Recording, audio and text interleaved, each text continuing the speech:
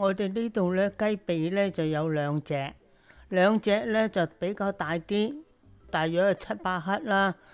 但係我哋加拿大咧就都係用磅數，大約咧係磅半到啦。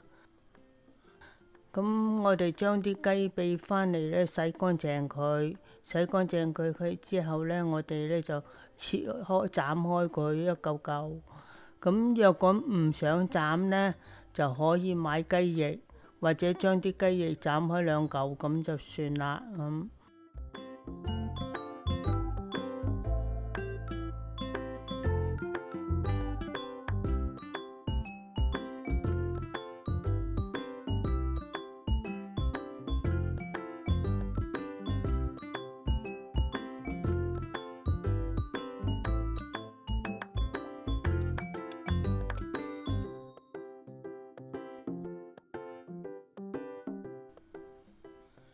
最後咧落埋啲生粉，咁樣撈勻佢咧，咁佢煎嗰陣咧，啲水分咧就唔會彈出嚟，而且咧亦都鎖住嗰啲肉會滑啲啦。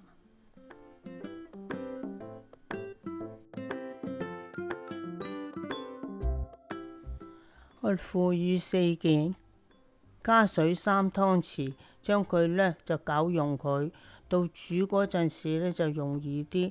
唔會一嚿嚿啦。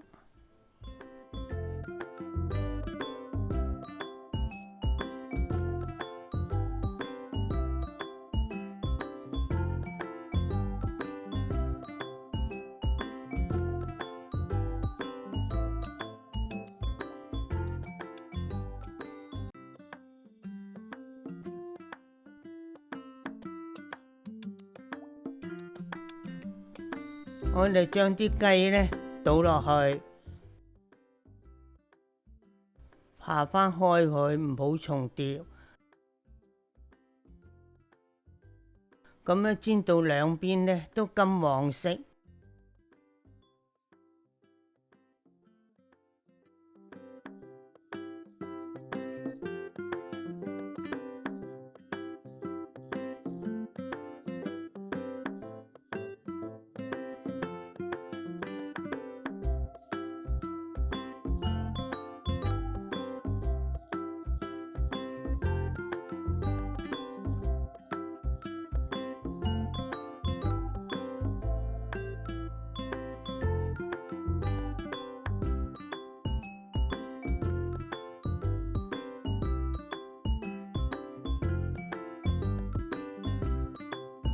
將嗰啲雞咧兜勻，將啲汁咧收咁少啲，咁就得㗎啦。